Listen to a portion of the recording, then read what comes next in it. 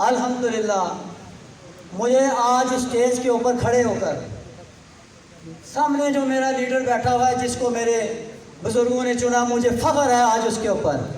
3 दिन पहले जो कारनामा इस शख्स ने अदा किया, जानते हैं आप क्या हुआ?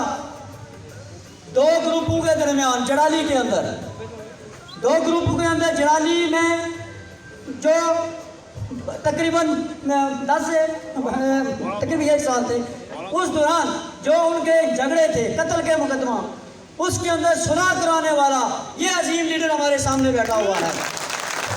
एक ऐसा लीडर जो ना फिरका वारियत को प्रमोट करता है, ना ही नफरत को प्रमोट करता है। अगर इसने किया है तो हर जगह यही पैगाम दिया है कि अमन और भाईचारा। जनाब चौधरी रज़ाक साहब, खुदा की कसम मैं आज फख्र से कहता हूं कि मैं आपके लश्कर का एक अदना सा कारकुन हूं।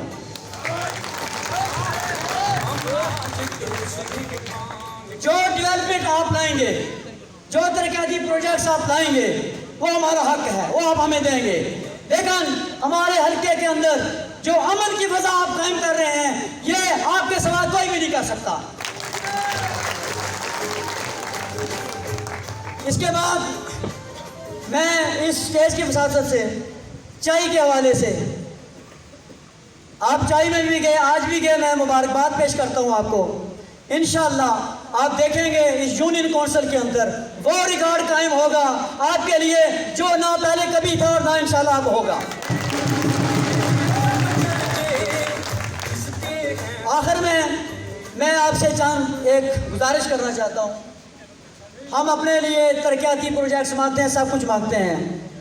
आपसे सिर्फ एक गुजारिश है, जब आप असम्बली के अंदर पहुँचें तो खुदारा जिस मकसद के लिए ये आज़ाद कश्मीर को बेस कैंप बनाया गया था, वो था हमारे मकबूजा कश्मीर के भाइयों की इमदाद।